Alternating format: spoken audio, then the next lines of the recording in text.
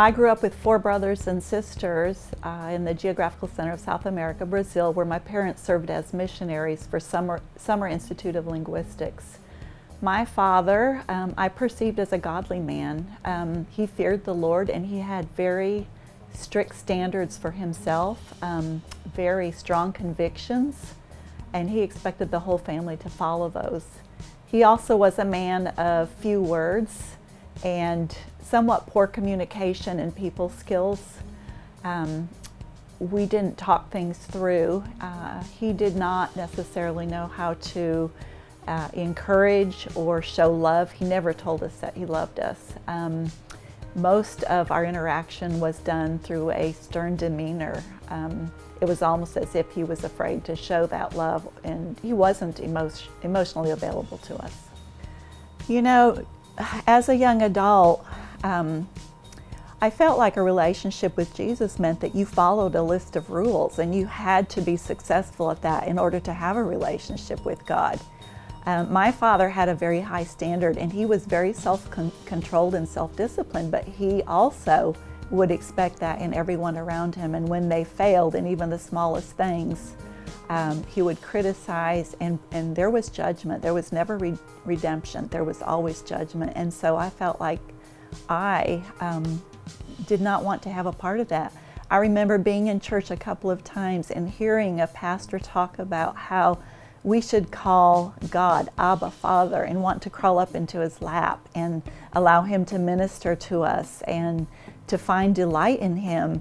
And it made me sick to my stomach. I had to run to the powder room because I was so overcome with emotion to hear a description of God that way. I began to feel like I had a big void in my heart, and some of my friends had been saying to me that there was a Bible study they felt like I needed to go to. I think they were sensing also that there was something amiss in me, and I began to do this Bible study where we would really study at length each book and each verse and figure out what it was telling us about God and what that meant for us, and we learned how to apply it to our lives. That was something I had never done before, and it was transforming for me. It changed my perspective on God. It changed my perspective on who I was and in regards to the world.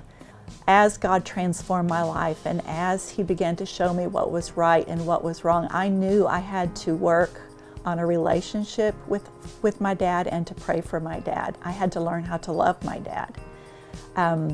I just told God I trusted him in this and that I was going to keep my eyes on him, that I didn't have the power to change things. And I just began to pray simply that he would move in my father's life. And one thing that I really yearned for, I wanted my father to call me. I wanted him to tell me that he loved me. This Father's Day, I sent my father a card, which was usually a thing much prayed over because I had a hard time doing that. And I would ask God to choose the card that he wanted to send to my father. And I included a check, as I did every birthday and Father's Day and Christmas, and I sent those to him.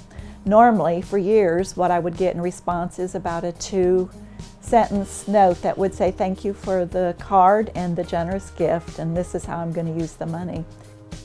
A week later, my phone rings, and I look down and my father's name was on my phone, and I remember that my heart lurched because at first I thought maybe something had happened to my mom. But I answered the phone, and my dad answered, and his voice was very kind.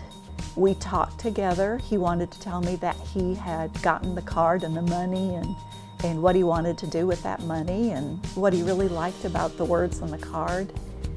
We talked and laughed together, but then at the end of the conversation, he told me he loved me. And I knew that that was a direct answer from God. I knew that God had moved on my behalf.